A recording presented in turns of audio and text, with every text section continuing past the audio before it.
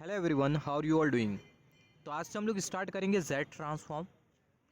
तो हमने पढ़ा था continuous time Fourier transform. Continuous time Fourier transform में हमने क्या पढ़ा था, अगर हमारे पास अगर कोई सिग्नल है और वो सिग्नल अगर एब्सोल्युटली इंटीग्रेबल है तो जो सिग्नल है उसका हम लोग ट्रांसफॉर्म फाइंड आउट कर सकते हैं with the help of continuous time Fourier transform.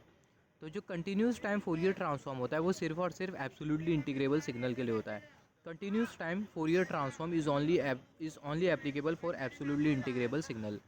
तो अगर आपके पास अगर कोई एब्सोल्युटली इंटीग्रेबल सिग्नल है और अगर आपको उसका ट्रांसफॉर्म फाइंड आउट करना है तो आप यूज़ कर सकते हो कंटिन्यूस टाइम फोरियर ट्रांसफॉर्म। और कंटिन्यूस टाइम फोरियर ट्रांसफॉर्म के लिए जो फॉर्मूला था वो ये वाला था, x of j omega is equal to integration lower limit minus infinity upper limit plus infinity x of t into e to the power minus ji omega t d T.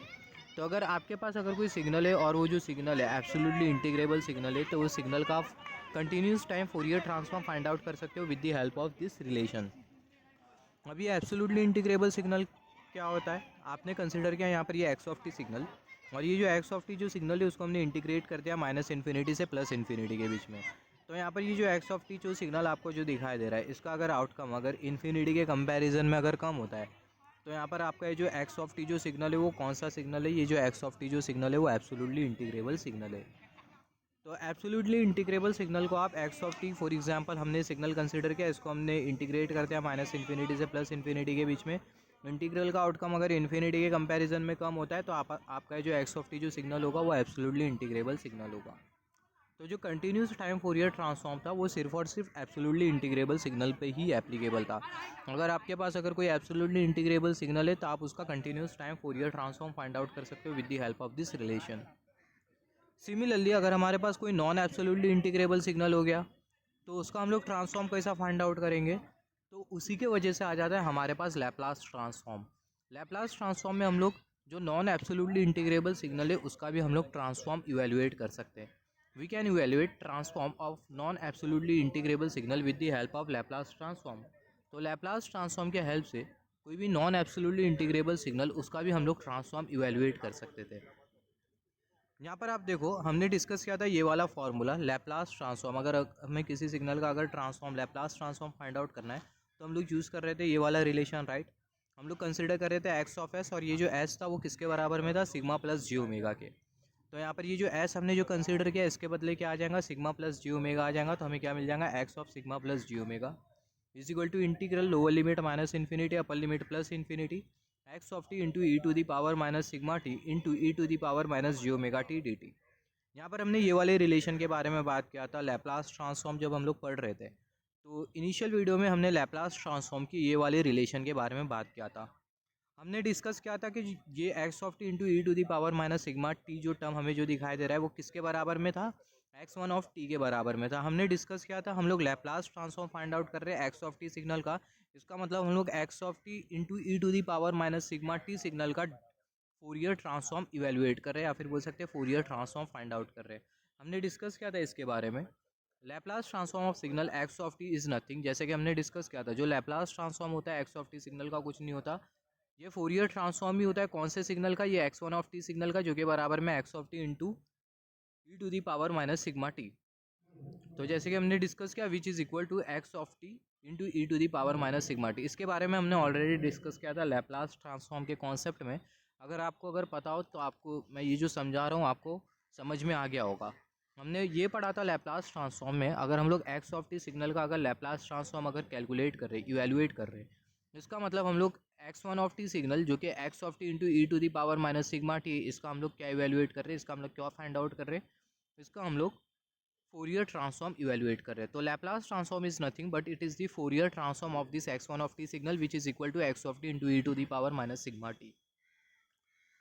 Similarly यहाँ पर आप देखो हमने discuss किया था Laplace transform में। अभी जैसे कि मैंने बोला आपको एब्सोल्युटली इंटीग्रेबल सिग्नल क्या होता है, absolutely integrable signal, non absolutely integrable signal, इसके बारे में हमने डिटेल में डिस्कशन किया लैप्लास ट्रांसफॉर्म के कॉन्सेप्ट में।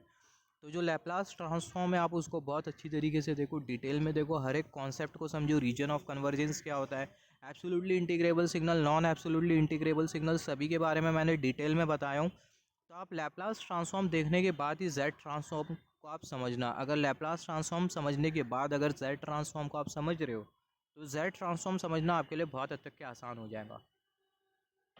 सिमिलरली यहाँ पर अगर हम लोग देखें, जैसे कि हमने डिस्कस किया था DTFT में, DTFT भी हमने पढ़ा था।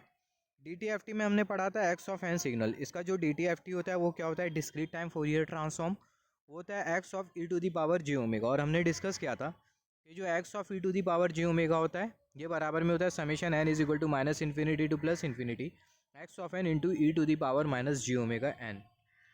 सिमिलरली यहाँ पर आप देखो, यहाँ पर ये DTFT में हमने पढ़ा था अगर कोई सिग्नल अगर एब्सोल्युटली समेबल होता है। DTFT में हमने पढ़ा था यहाँ पर ये जो फोरियर ट्रांसफॉर्म आपको continuous time Fourier transform, continuous time Fourier transform में हमने ये पढ़ा था अगर कोई सिग्नल अगर एब्सोल्युटली इंटीग्रेबल होता है तो उसका हम लोग ट्रांसफॉर्म इवैल्यूएट कर सकते हैं, और अगर कोई सिग्नल अगर नॉन एब्सोल्युटली इंटीग्रेबल होता है तो उसका हम लोग ट्रांसफॉर्म इवैल्यूएट नहीं कर सकते। सिमिलरली यहाँ पर आप देखो, और जैसे कि हमने डिस्कस किया था नॉन एब्सोल्युटली इंटीग्रेबल सिग्नल के लिए हमने कंसिडर किया था लैप्लास ट्रांसफॉर्म। सिमिलरली यहाँ पर आप देखो DTFT के केस में क्या होगा, हमने DTFT पढ़ा था। हमने DTFT में सिमिलरली आप देखो, हमने यहाँ पर जैसे कि थोड़े टाइम पहला बात किया कंटिन्यूस टाइम फोरियर ट्रांसफॉर्म सिर्फ एब्सोल्युटली इंटीग्रेबल सिग्नल पर एप्लीकेबल होता है। सिमिलरली जो DTFT होता है वो सिर्फ और सिर्फ एब्सोल्युटली समेबल सिग्नल पर ही एप्लीकेबल होता है। If any signal is absolutely summable, अगर कोई सिग्नल अगर एब्सोल्युटली समेबल सिग्नल है तो जो पर्टिकुलर जो सिग्नल है उसका हम लोग क्या फाइंड आउट कर सकते हैं, DTFT फाइंड आउट कर सकते हैं। Then we can find out DTFT of that signal. अब ये एब्सोल्युटली समेबल, इसका मतलब क्या होता है, यहाँ पर हमने कंसिडर कर लिया ये x of n signal.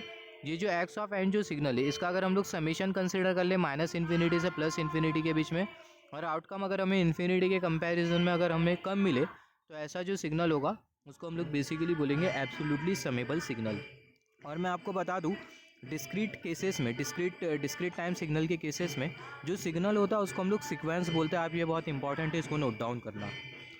Similarly यहाँ पर आप देखो, जैसे कि हमने डिस्कस किया यहाँ पर एब्सोल्युटली समेबल का मतलब क्या होता है, हमने यहाँ पर डिस्कस किया DTFT हम लोग वही सिग्नल का फाइंड आउट कर सकते हैं जो कि एब्सोल्युटली समेबल सिग्नल होता है। अगर कोई नॉन एब्सोल्युटली समेबल सिग्नल है उसका क्या, यहाँ पर आप देखो हमने डिस्कस किया था कि जो DTFT होता है उसको हम लोग इवैल्यूएट करते हैं यूनिट सर्कल पर। We evaluate DTFT on unit circle, unit circle पर इवैल्यूएट करते हैं। इसका मतलब क्या, यहाँ पर हमने कंसीडर कर लिया वाई एक्सिस और यहाँ पर हमने कंसीडर कर लिया एक्स एक्सिस, और ये जो एक्स एक्सिस है वो हमें क्या इंडिकेट कर रही है, ये हमें इंडिकेट कर रही है ओमेगा। यहाँ पर आप ये वाला रिलेशन अगर कंसीडर करो e to the power j omega, यहाँ पर आपको क्या दिखाई दे रहा है, यहाँ पर आपको कॉम्प्लेक्स एक्सपोनेंशियल दिखाई दे रहा है, और ये जो टर्म आपको जो दिखाई दे रहा है जो कि कर्सर की टिप शो कर रही है, ये जो टर्म का जो कोएफिशिएंट है वो आपको कितना दिखाई दे रहा है, ये जो टर्म का जो कोएफिशिएंट है वो आपको 1 दिखाई दे रहा है।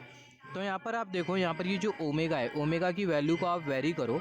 अगर आप ओमेगा की वैल्यू को अगर आप वेरी करते हो तो आपको बेसिकली क्या मिलेगा, आपको एक सर्कल मिलेगा, और वो जो सर्कल है उसका जो रेडियस होगा वो होगा 1, जिसको आप बोल सकते हो यूनिट सर्कल। तो अगर हम लोग ओमेगा की वैल्यू अगर वेरी करें तो हमें क्या मिलेगा, हमें मिल जाएगा एक सर्कल, और ये जो सर्कल है इसका जो रेडियस होगा वो क्या होगा, वो होगा 1। तो ये जो सर्कल है इसको हम लोग यूनिट सर्कल भी बोल सकते हैं। तो यहाँ पर हमें यूनिट सर्कल क्यों मिल रहा है, क्योंकि आप यहाँ पर देखो ये जो कॉम्प्लेक्स एक्सपोनेंशियल हमने जो कंसिडर किया है, यहाँ पर ये जो कॉम्प्लेक्स एक्सपोनेंशियल है इसका जो कोएफिशिएंट है वो है 1, जिसके वजह से यहाँ पर आपको जो सिग्नल जो मिल रहा है, यहाँ पर ये जो कॉम्प्लेक्स एक्सपोनेंशियल है इसका जो कोएफिशिएंट है वो क्या है, वो है 1, जिसके वजह से यहाँ पर आपको जो आउटकम जो निकल के आ रहा है यहाँ पर आपको यूनिट सर्कल मिल रहा है।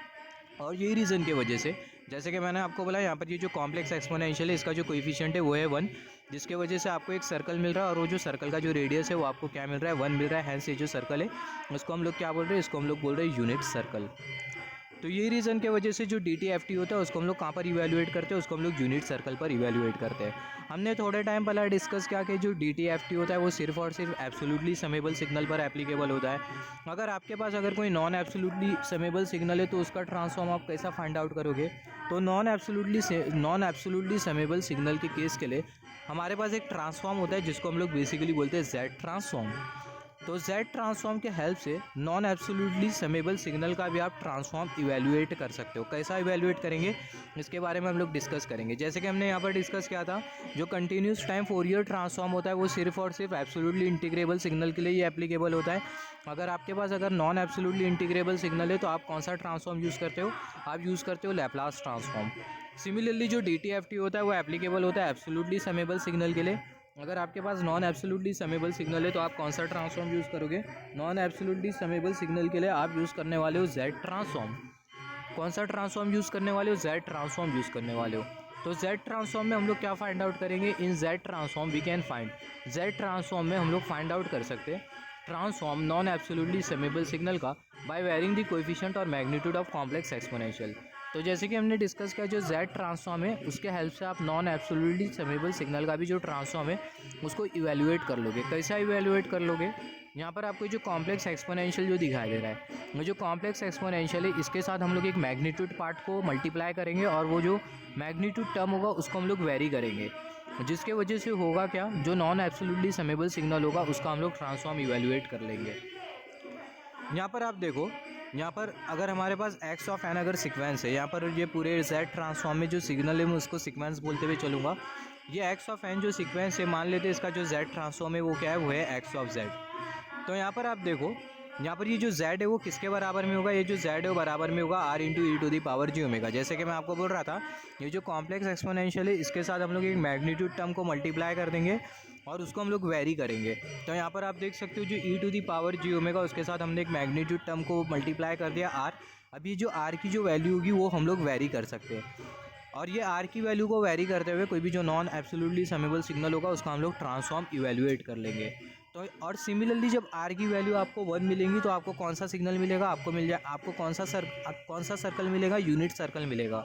जब R की वैल्यू 1 होगी तो आपको यूनिट सर्कल मिलेगा। जैसे कि हमने थोड़े टाइम पहले डिस्कस किया था, R की वैल्यू 1 होगी तो आपको यूनिट सर्कल मिलता है, हमने डिस्कस किया था थोड़े टाइम पहले। सिमिलरली जब R की वैल्यू 1 होगी तो होगा क्या, जो Z ट्रांसफॉर्म और जो DTFT होगा वो एक्जैक्टली बराबर में होगा। जैसे कि हमने डिस्कस किया, यहाँ पर हम लोग R को मल्टीप्लाई कर देते हैं और ये जो R होगा इसको हम लोग वेरी करेंगे। तो जब हम लोग R को वेरी करेंगे, ऑब्वियसली जो R की जो वैल्यू होगी वो हमें 1 भी मिलेंगी। तो जब R की वैल्यू आपको 1 मिलेंगी तो ऐसे केसेस में जो आपका जो Z ट्रांसफॉर्म होगा वो एक्जैक्टली बराबर में होगा डिस्क्रीट टाइम फोरियर ट्रांसफॉर्म के, या फिर बोल सकते हैं DTFT। और जो Z ट्रांसफॉर्म का जो रिजल्ट होगा वो आपको आइडेंटिकल मिलने वाला है। तो यहाँ पर आप देखो, यहाँ पर ये जो एक्स ऑफ Z जो दिखाई दे रहा है, यहाँ पर ये एक्स ऑफ Z इसको हमने यहाँ पर लिखा। और जैसे हमने डिस्कस किया, जो Z होता है वो किसके बराबर में होता है, R into e to the power ji omega के। हमें मिल जाएगा x of R into e to the power ji omega, फिर summation n is equal to minus infinity to plus infinity x of n into R into e to the power ji omega, और यहाँ पर ये minus n। तो ये हमें कैसा मिला, यहाँ पर आप देखो, ये जो summation n is equal to minus infinity to plus infinity उसको हमने एज इट इज़ कंसिडर किया। यहाँ पर ये जो एक्स ऑफ n है उसको भी हमने यहाँ पर कंसिडर किया। यहाँ पर आप देखो e to the power minus ji omega, इसके जगह हमें क्या कंसिडर करना है, यहाँ पर ये e to the power ji omega की जगह हम लोग क्या कंसिडर करते हुए चल रहे हैं, R into e to the power ji omega, right. Similarly यहाँ पर ये जो e to the power ji omega आपको जो दिखाई दे रहा है, इसके जगह आपको सिंपली क्या पुट करना है, are into e to the power ji omega. तो e to the power minus ji omega n, तो e to the power ji omega की जगह क्या आ जाएगा, R into e to the power ji omega. तो R into e to the power ji omega, यहाँ पर देख सकते हैं R into e to the power ji omega. Cursor की टिप को आप केयरफुली नोटिस करना। सिमिलरली यहाँ पर ये माइनस साइन और यहाँ पर ये एन, तो आपको क्या मिल जाएगा, यहाँ पर आपको मिल जाएगा यहाँ पर माइनस एन।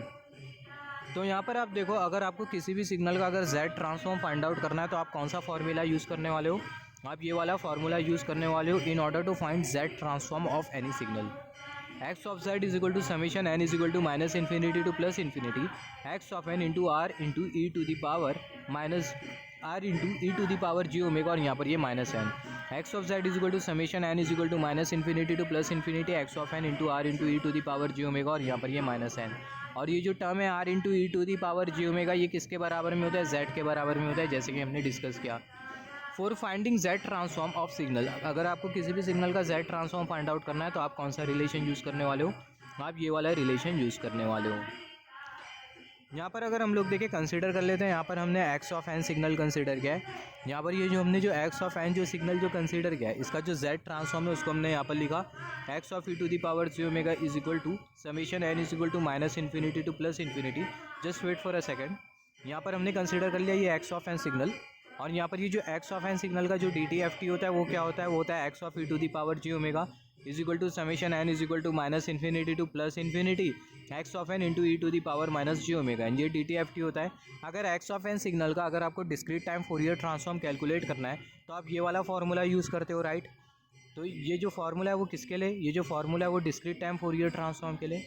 सिमिलरली यहाँ पर ये एक्स ऑफ एन सिग्नल, इसका अगर आपको Z ट्रांसफॉर्म फाइंड आउट करना है तो आप कौन सा फार्मूला यूज़ करोगे, ये वाला फार्मूला यूज़ करोगे।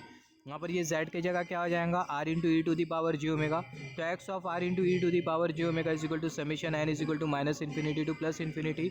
यहाँ पर ये जो एक्स ऑफ एन जो दिखाई दे रहा है उसको हमने यहाँ पर एज इट इज़ लिखा ये जो एक्स ऑफ एन आपको यहाँ पर जो दिखाई दे रहा है, ये एक्स ऑफ एन को हमने यहाँ पर एज इट इज़ लिखा इनटू यहाँ पर ये आर और यहाँ पर ये माइनस एन, तो यहाँ पर R to the power minus n, फिर इनटू यहाँ पर ये e to the power j omega minus n, तो आपको मिल जाए e to the power minus j omega n, जिसको हमने यहाँ पर कुछ इस तरीके से लिखा। यहाँ पर ये जो x of n into are to the power minus n मान लेते हैं किसके बराबर में, ये एक्स वन ऑफ एन के बराबर में, राइट।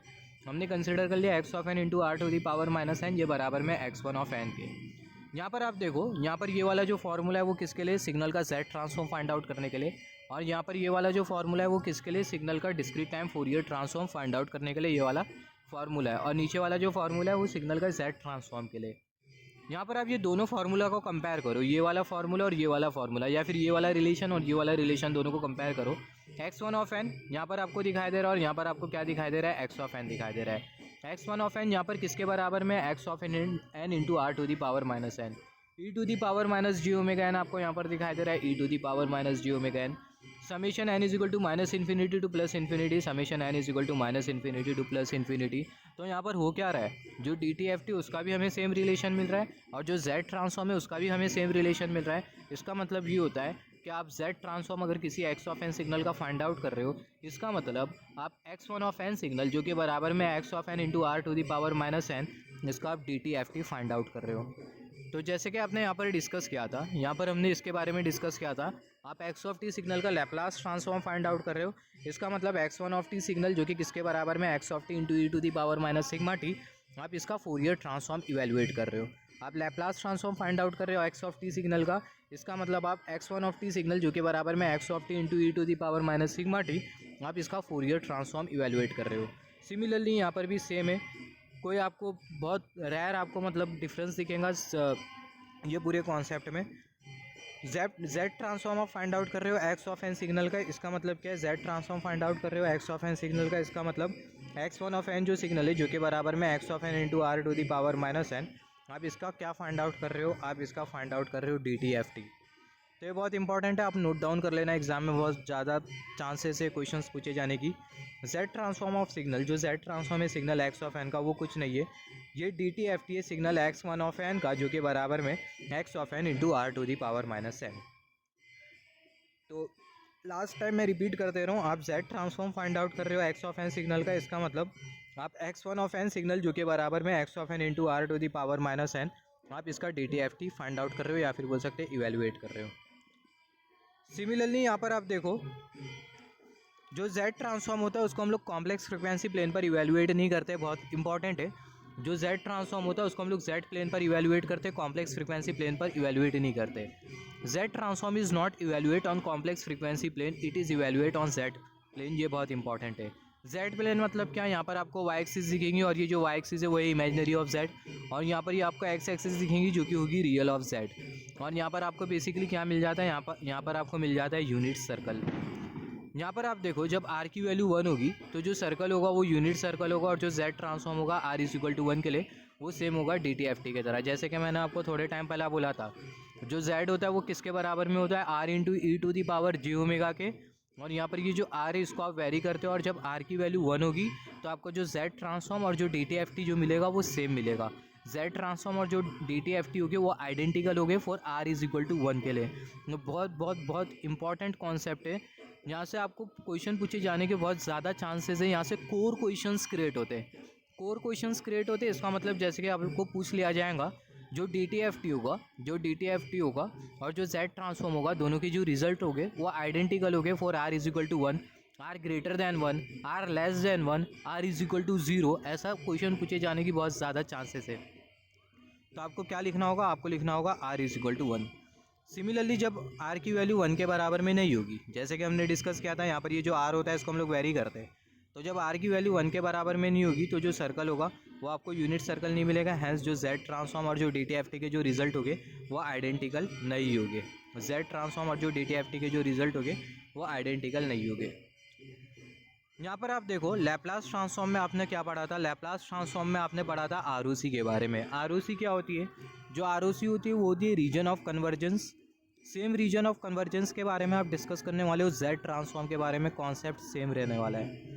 आपने लैप्लास ट्रांसफॉर्म में आरओसी के बारे में पढ़ा था। आरओसी से आपने क्या सीखा था? आरओसी एक ऐसा रीजन होता है, या फिर आप बोल सकते हो एक ऐसा जोन होता है, या फिर एक ऐसा रेंज होता है जिसमें जो ट्रांसफॉर्म होता है वो एब्सोल्युटली इंटीग्रेबल होता है। जो ट्रांसफॉर्म होता है वो एब्सोल्युटली इंटीग्रेबल होता है, और रीजन ऑफ कन्वर्जेंस में जो ट्रांसफॉर्म होता है उसको हम लोग इवेल्युएट कर लेते हैं। और जैसे कि हमने डिस्कस किया था लैप्लास ट्रांसफॉर्मेशन के केस में, लैप्लास ट्रांसफॉर्म में जो आरओसी थी वो किसके ऊपर डिपेंड कर रही थी? सिग्मा की वैल्यू के ऊपर डिपेंड कर रही थी। In Laplace transform ROC is depend on sigma. Laplace transform में जो आरओसी है वो सिग्मा पर डिपेंड करती है, but in case of z transform ROC is depend on magnitude part that is r. मगर जेड ट्रांसफॉर्म के केस में जो आरओसी होगी वो किसके ऊपर डिपेंड करेंगी? आर के ऊपर डिपेंड करेंगी, कॉम्प्लेक्स एक्सपोनेंशियल के, of complex exponential. In Laplace transform ROCs depend on sigma, but in case of Z transform ROCs depend on the magnitude part that is R of complex exponential। जैसे कि मैंने आपको same चीज़ बोला था थोड़े time पहला।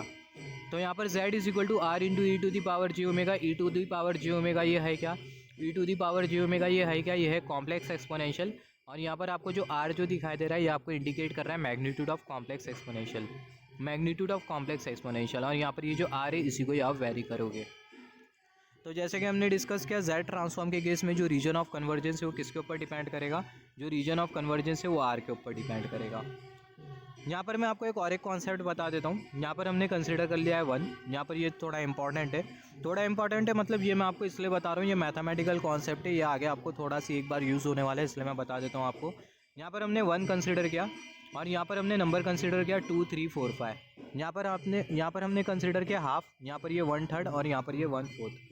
तो यहाँ पर बहुत अच्छे की क्लियर है कि 2 3 4 5 ये सारे के सारे जो नंबर है वो 1 के कंपैरिजन में ज़्यादा है। और सिमिलरली यहाँ पर अभी अगर हम लोग देखें ये सारे के सारे जो नंबर हमने जो कंसिडर किया है, यहाँ पर ये 2 3 4 5 हमने जो नंबर जो कंसिडर किया है, ये सारे के सारे जो नंबर है वो 1 के कंपैरिजन में ज़्यादा है। सिमिलरली यहाँ पर ये हाफ, और यहाँ पर ये 1/3 और यहाँ पर ये जो 1/4 हमने जो कंसिडर किया है, ये सारे के सारे जो नंबर है वो 1 के कंपैरिजन में कम है, बहुत हद तक के क्लियर है। यहाँ पर आप देखो, अगर आप कंसिडर करो 2 टू दी पावर इन्फिनिटी 2 3 4 5 6, जैसे कि मैंने बोला है सारे के सारे जो नंबर है वो 1 के कंपैरिजन में ज़्यादा है। तो अगर आप 2 to the power infinity consider करोगे तो रिजल्ट आपको मिल जाएगा इन्फिनिटी। सिमिलरली आप 3 to the power infinity consider करोगे, रिजल्ट आपको मिल जाएगा infinity. 4 to the power infinity consider करोगे तो रिजल्ट आपको क्या मिल जाएगा? आपको मिल जाएगा इन्फिनिटी। सिमिलरली यहाँ पर आप half to the power infinity consider करो 0, 1/3 to the power infinity 0, 1/4 to the power infinity आपको क्या मिल जाएगा? 0 मिल जाएगा। तो यहाँ से कंक्लूजन ये निकल के आ रहा है, अगर कोई नंबर है जो कि 1 के कंपैरिजन में ज़्यादा है, उसके पावर में अगर हम लोग इन्फिनिटी कंसिडर करते हैं तो जो रिजल्ट होता है वो हमें क्या मिलता है? इन्फिनिटी मिलता है। कोई नंबर है जो कि 1 के कंपैरिजन में कम है, उसके पावर में अगर हम लोग इन्फिनिटी कंसिडर करते हैं तो जो रिजल्ट होता है वो हमें क्या निकल के आता है? 0 निकल के आता है। सिमिलरली अगर आप 2 to the power minus infinity consider करो तो रिजल्ट आपको 0 मिल जाएगा। 3 to the power minus infinity 0, 4 to the power minus infinity 0। Similarly half to the power minus infinity मिल जाएगा। 1/3 to the power minus infinity मिल जाएगा। 1/4 to the power minus infinity आपको मिल जाएगा इन्फिनिटी। तो यहाँ से हमने ये सीखा, अगर कोई नंबर है जो कि 1 के कंपैरिजन में ज़्यादा है, अगर उसके पावर में अगर हम लोग माइनस इन्फिनिटी कंसिडर करते तो जो आउटकम होता है वो हमें क्या निकल के आता है? 0 निकल के आता है। सिमिलरली कोई नंबर है जो कि 1 के कंपैरिजन में कम है, उसके पावर में अगर हम लोग माइनस इन्फिनिटी कंसिडर करते तो जो रिजल्ट होता है वो हमें क्या निकल के आता है? इन्फिनिटी निकल के आता है। तो ये बहुत इंपॉर्टेंट, आप इसको नोट डाउन कर लेना, इसको हम लोग आगे थोड़ा यूज़ करेंगे। यहाँ पर अभी अगर हम लोग देखें, जैसे कि हमने डिस्कस किया, अगर एक्स ऑफ एन सिग्नल है, एक्स ऑफ एन सिग्नल नहीं बोलेंगे हम लोग, सीक्वेंस बोलेंगे, क्योंकि यहाँ पर हम लोग डिस्क्रीट वर्ल्ड में डील कर रहे हैं। एक्स ऑफ एन अगर आपके पास सीक्वेंस है, एक्स ऑफ एन सीक्वेंस का अगर आपको जेड ट्रांसफॉर्म फाइंड आउट करना है तो आपके पास ये वाला फॉर्मूला है जेड ट्रांसफॉर्म का। X of z is equal to summation n is equal to minus infinity to plus infinity x of n into z to the power minus n. और जैसे कि हमने डिस्कस किया, यहाँ पर ये जो जेड होता है वो किसके बराबर में होता है? Are into e to the power ji omega के। तो अभी हम लोग क्या करेंगे, अभी हम लोग कुछ एग्जांपल्स कंसिडर करेंगे और कुछ सिग्नल्स कंसिडर करेंगे, और वो जो सिग्नल है उसका हम लोग जेड ट्रांसफॉर्म ऑब्टेन करेंगे, और हम लोग आगे थोड़ा आरओसी के बारे में डिस्कस कर लेंगे, रीजन ऑफ कन्वर्जेंस क्या होता है उसके बारे में हम लोग डिस्कस कर लेंगे। तो यहाँ पर हमने पहला वाला एग्जाम्पल कंसिडर किया है, x1 ऑफ n सीक्वेंस हमने कंसिडर किया है जो कि a to the power n u n. यहाँ पर बहुत अच्छे की क्लियर है कि जो सीक्वेंस हमने जो कंसिडर किया है वो है right sided sequence. Right sided sequence क्यों है? क्योंकि यहाँ पर आप देखो, यहाँ पर आपको यू एन दिखाई दे रहा है, इसका मतलब यहाँ पर आपको स्टेप सीक्वेंस दिखाई दे रहा है। और यहाँ पर आप देखो स्टेप सीक्वेंस दिखाई दे रहा है, और जो स्टेप सीक्वेंस होता है वो t>0 के लिए एग्जिस्ट करता है। यहाँ पर आप देख सकते हो जो स्टेप सीक्वेंस होता है, हमने बात किया स्टेप सीक्वेंस क्या होता है, या फिर सिंपल वर्ड में स्टेप सिग्नल कंसीडर करते हुए चलो, अगर आपका कॉन्सेप्ट उतना अगर क्लियर नहीं है तो यहाँ पर हमें क्या मिल रहा है, स्टेप सिग्नल मिल रहा है, और जो स्टेप सिग्नल होता है वो t 0 के लिए एग्जिस्ट करता है। तो यहाँ पर ये जो स्टेप सीक्वेंस में आपको जो इम्पल्सेस जो दिखाई दे रहे हैं, जो इम्पल्सेस की जो हाइट है वो डिक्रीज़ करते जा रही है जैसे आप n के डायरेक्शन में इंक्रीज़ करते जाओ। मतलब जैसे ही n की वैल्यू इंक्रीज़ करते जाएंगे, या फिर सिंपल वर्ड में जैसे आप x एक्सिस के डायरेक्शन में जाते हो तो जो n की वैल्यू होगी वो इंक्रीज़ करते जाएंगी, n की वैल्यू इंक्रीज़ करते जा रही है, और ये जो सीक्वेंसेस की जो वैल्यू है, या फिर बोल सकते हैं जो सीक्वेंसेस की जो हाइट है वो क्या होते जा रही है, डिक्रीज़ करते जा रही है। सीक्वेंसेस की जो हाइट है वो डिक्रीज़ करते जा रही है। ऐसा क्यों हो रहा है, क्योंकि यहाँ पर हमने जो a जो कंसिडर किया है, ये जो a है वो लेसर है 1 के कंपैरिजन में।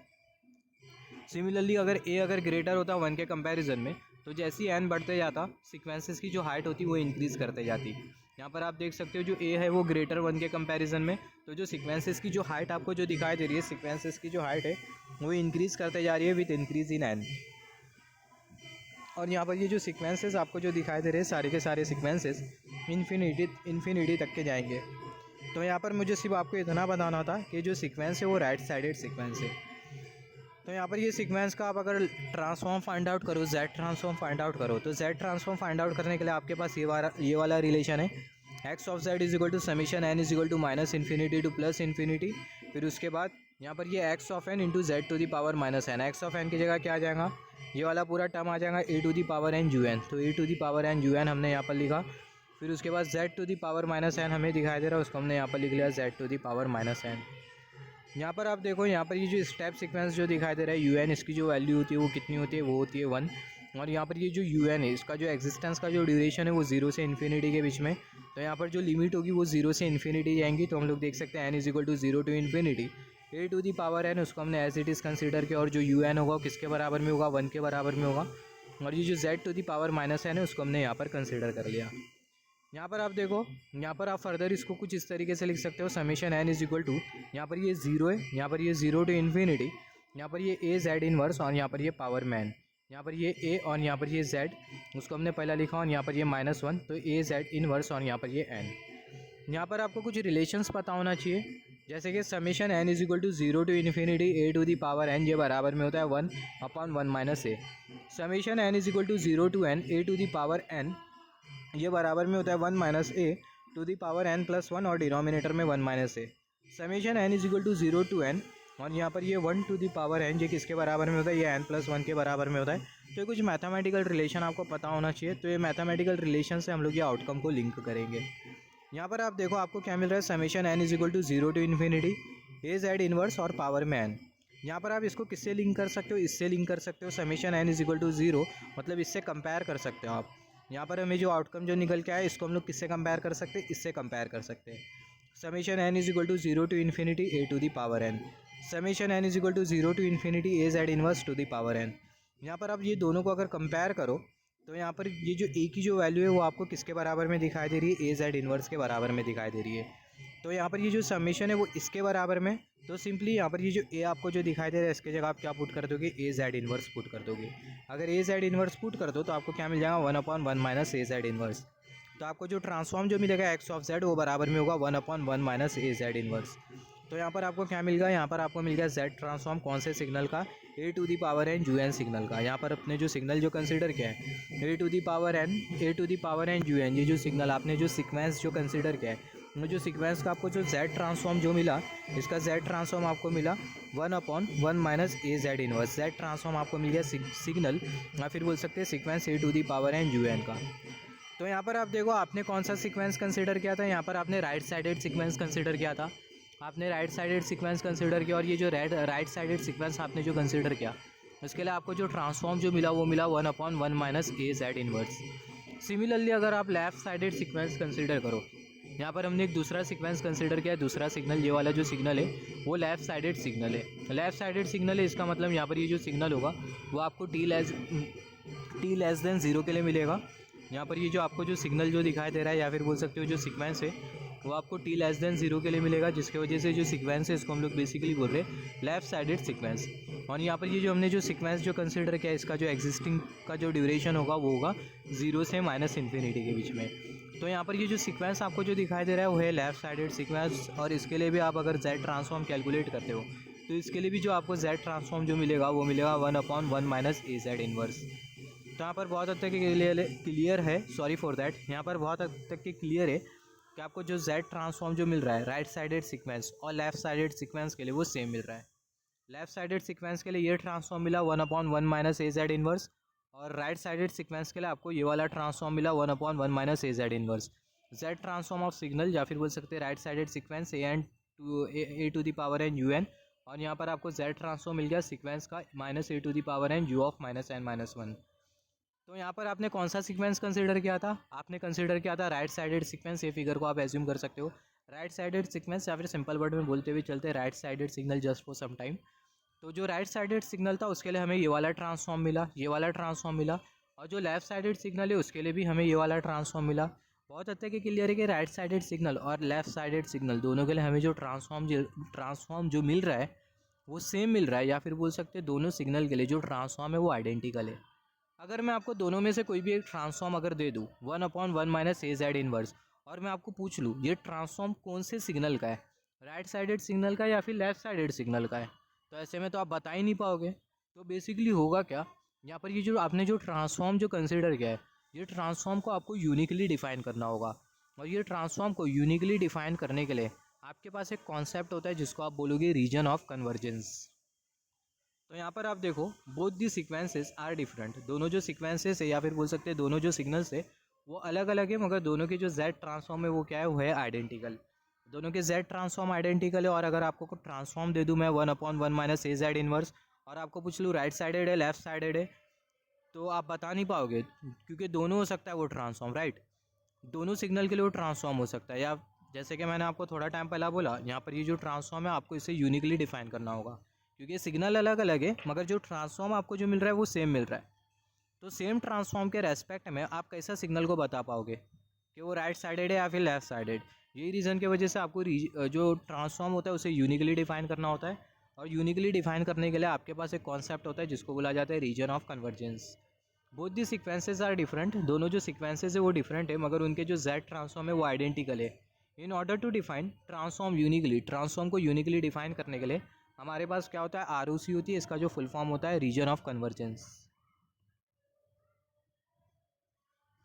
तो यहाँ पर अभी अगर हम लोग देखें, अभी हम लोग बात कर लेते हैं ROC के बारे में, फिर उसके बाद हम लोग ROC की प्रॉपर्टीज़ के बारे में बात करेंगे। तो यहाँ पर अभी अगर हम लोग देखें, यहाँ पर हमने कंसिडर किया ये वाला जो रिलेशन आपको जो दिखाई दे रहा है, यहाँ पर ये वाला जो रिलेशन आपको जो दिखाई दे रहा है, ये जो रिलेशन है उसको हमने यहाँ पर कंसिडर कर लिया। x1 of z is equal to summation n is equal to 0 to infinity a to the power n into z to the power minus n, वही रिलेशन है ना, just wait for a second. हाँ, ये वाला जो relation है उसको हमने यहाँ पर कंसिडर कर लिया। x of z is equal to summation n is equal to 0 to infinity n is equal to 0 to infinity a to the power n into z to the power minus n। यहाँ पर आप देखो further इसको आप कुछ इस तरीके से लिख सकते हो, summation n is equal to 0 to infinity a to the power n, ये e to the power n उसको हमने यहाँ पर लिखा z किसके बराबर में होता है, r into e to the power ji omega हमने यहाँ पर लिख दिया, और ये जो माइनस n है उसको हमने यहाँ पर एज इट इज़ लिखा। सिमिलरली फर्दर आप इसको लिख सकते हो, summation n is equal to 0 to infinity a to the power n आपको जो दिखाई दे रहा है उसको हमने यहाँ पर लिखा, यहाँ पर ये r और यहाँ पर ये माइनस n, तो आपको मिल जाएगा r to the power minus n into e to the power ji omega, और यहाँ पर ये माइनस n, तो आपको मिल जाएगा e to the power minus ji omega n।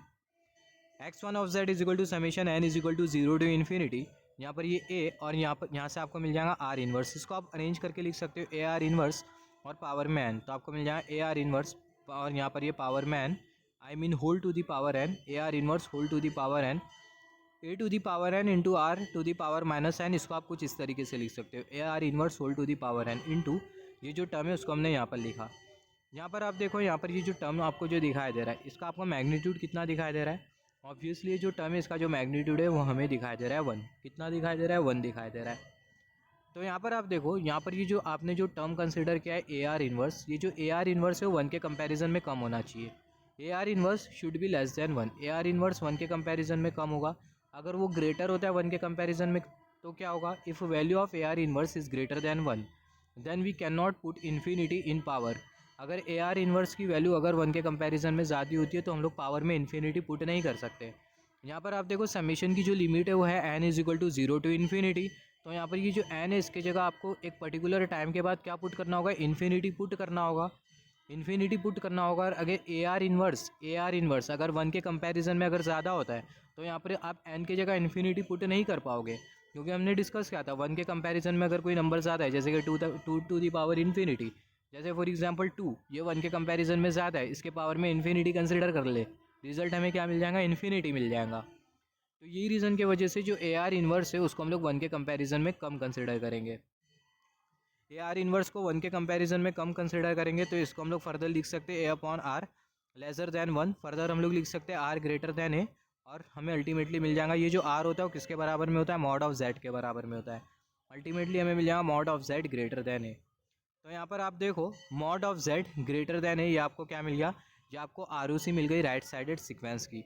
This is the R O C for right sided sequence. तो यहाँ पर आप देखो बेसिकली आपके पास दो सीक्वेंस है, एक राइट साइडेड सीक्वेंस है और आपके पास एक लेफ्ट साइडेड सीक्वेंस है। तो जो आर ओ सी होगी राइट साइडेड सीक्वेंस की वो होगी R greater than a, mod of z greater than a, जैसे कि हमने यहाँ पर प्रूफ किया। सिमिलरली लेफ्ट साइडेड सिग्नल के लिए भी आप प्रूफ कर सकते हो, मगर यहाँ पर हमने डायरेक्टली लिख दिया। जो लेफ्ट साइडेड सिग्नल होता है उसके लिए जो आपको जो आर ओ सी जो मिलेगी उसमें जो आर होगा वो लेज़र होगा ए के कंपैरिजन में, मॉड ऑफ जेड लेज़र होगा ए के कंपैरिजन में। तो आपको ये सिर्फ mod of Z he consider करना है। तो आपको सिर्फ इतना नोट डाउन करना है कि जो राइट साइडेड सीक्वेंस होगा उसमें जो मॉड ऑफ जेड होगा वो ए के कंपैरिजन में ज़्यादा होगा, और लेफ्ट साइडेड सीक्वेंस के केस में जो मॉड ऑफ जेड होगा वो ए के कंपैरिजन में लेज़र होगा। और राइट साइडेड सीक्वेंस के केस में just wait for a second, जैसे कि मैंने बोला राइट साइडेड सीक्वेंस के केस में जो मॉड ऑफ जेड होगा वो ए के कंपैरिजन में ज़्यादा होगा, और लेफ्ट साइडेड सीक्वेंस के केस में जो मॉड ऑफ जेड होगा वो ए के कंपैरिजन में कम होगा। और ये है क्या, ये बेसिकली आर ओ सी है दोनों सिग्नल की। तो अगर हम लोग कंसिडर करें sequence a to the power n u n, ये जो सीक्वेंस है वो राइट साइडेड सीक्वेंस है, तो इसका हमें जो ट्रांसफॉर्म जो मिलेगा वो मिलेगा 1/1 minus a Z inverse. Similarly यहाँ पर ये वाला लेफ्ट साइडेड सीक्वेंस, इसका जो ट्रांसफॉर्म है minus a to the power n u of minus n minus 1, जो सीक्वेंस है वो लेफ्ट साइडेड सीक्वेंस है, तो इसका आपको जो ट्रांसफॉर्म जो मिलेगा वो मिलेगा 1/1 माइनस ए जेड इन्वर्स। यहाँ पर ये राइट साइडेड सीक्वेंस है, यहाँ पर ये राइट साइडेड सीक्वेंस है, तो इसकी जो आर ओ सी होगी वो क्या होगी, mod of z greater then है, तो इसकी जो आर ओ सी है वो है mod of z greater then है। सिमिलरली यहाँ पर ये ट्रांसफॉर्म, इसकी आर ओ सी क्या होगी, लेफ्ट साइडेड सीक्वेंस से हमने डिस्कस किया है, R O C of left sided sequence mod of z lesser than है, तो यहाँ पर ये जो लेफ्ट साइडेड सीक्वेंस है इसकी जो आर ओ सी होगी वो ए के कंपैरिजन में कम होगी। आई मीन इसकी जो आर ओ सी होगी, ये जो लेफ्ट साइडेड सीक्वेंस का है जो ट्रांसफॉर्म है, इसकी जो आर ओ सी होगी वो हमें मिलेगी mod of z lesser than a. तो अगर मैं आपको ये ट्रांसफॉर्म दे दूँ 1/1 माइनस ए जेड इन्वर्स, और मैं आपको बोल दूँ कि जो आर ओ सी है वो है mod of z lesser than a, तो यहाँ पर आप इजीली बता दोगे कि जो सीक्वेंस है वो कौन सा सीक्वेंस है, लेफ्ट साइडेड सीक्वेंस है। तो यहाँ पर आप देख सकते हो कि जो आर ओ सी है जिसको हम लोग बोल रहे हैं रीजन ऑफ कन्वर्जेंस, जो आर ओ सी है वो किस तरीके से यूनिकली आपके ट्रांसफॉर्म को डिफाइन करने का काम कर रही है। सिमिलरली अगर mod of z greater than a आपको मिल जाता है तो इसका मतलब क्या है कि आपका जो सीक्वेंस है वो कौन सा सीक्वेंस है, mod of z greater than a, इसका मतलब आपका जो सीक्वेंस है वो राइट साइडेड सीक्वेंस है। Mod of z greater than a, जो आर ओ सी होगी वो ट्रांसफॉर्म के साथ एसोसिएटेड होगी। आपको ट्रांसफॉर्म दे दिया गया है 1/ए जेड इन्वर्स, और उसकी आर ओ सी दे दी गई है mod of z greater than a, इसका मतलब आपका जो सीक्वेंस है वो कौन सा सीक्वेंस है, राइट साइडेड सीक्वेंस है। सिमिलरली आपको ट्रांसफॉर्म दे दिया गया है 1/1 माइनस ए जेड इन्वर्स, और आपको आर ओ सी दे दी गई है mod of z lesser than a, इसका मतलब आपका जो सीक्वेंस है वो कौन सा सीक्वेंस है, लेफ्ट साइडेड सीक्वेंस है। यहाँ पर आप देखो जो मॉड ऑफ जेड है वो आपको क्या इंडिकेट कर रहा है, ऑब्वियसली सर्कल का रेडियस इंडिकेट कर रहा है, जैसे कि हमने डिस्कस किया था। यहाँ पर ये जो आर होता है सर्कल का रेडियस होता है, जिसको हम लोग फर्दर लिख सकते हैं मॉड ऑफ जेड। तो जो मॉड ऑफ जेड है वो आपको क्या इंडिकेट कर रहा है, सर्कल का रेडियस इंडिकेट कर रहा है। Mod of Z is the radius of circle. और यहाँ पर आप देखो यहाँ पर ये ए आपको क्या इंडिकेट कर रहा है आर ओ सी में, हमने ये तो डिस्कस कर लिया। आर ओ सी में जो मॉड ऑफ जेड है वो हमें क्या इंडिकेट कर रहा है, सर्कल का रेडियस। सिमिलरली यहाँ पर ये ए आपको क्या इंडिकेट कर रहा है, ए आपको इंडिकेट कर रहा है, ये ए आपको इंडिकेट कर रहा है पोल जहाँ पर आपका ट्रांसफॉर्म लोकेटेड है। It indicates the pole where transform is located. इसके बारे में हमने डिटेल में डिस्कशन किया है लैप्लास ट्रांसफॉर्म में। अगर आपको इसको डिटेल में समझना है तो आप एक बार लैप्लास ट्रांसफॉर्म देख लो, but for the time being आप कंसिडर कर सकते हो जो ए होता है वो आपको इंडिकेट करता है पोल जहाँ पर आपका ट्रांसफॉर्म लोकेटेड होता है। यहाँ पर आप देखो अगर आपके पास अगर राइट साइडेड सिग्नल है, जैसे कि हमने डिस्कस किया था, इसके बारे में खैर हम लोग प्रॉपर्टीज़ में बात कर लेंगे, आर ओ सी की प्रॉपर्टी के बारे में। जब हम लोग आर ओ सी की प्रॉपर्टीज़ पढ़ेंगे तभी हम लोग डिस्कस करेंगे। तो अब तक के हमने क्या डिस्कस किया, अगर हमें ट्रांसफॉर्म को अगर यूनिकली डिफाइन करना होता है तो हमारे पास एक कॉन्सेप्ट होता है जिसको हम लोग बेसिकली बोलते हैं region of convergence. Region of convergence के हेल्प से जो हमारा जो ट्रांसफॉर्म होता है उसको हम लोग यूनिकली डिफाइन कर सकते हैं। अभी जो आरओसी होगी इसकी प्रॉपर्टीज़ के बारे में हम लोग बात करेंगे नेक्स्ट वीडियो में।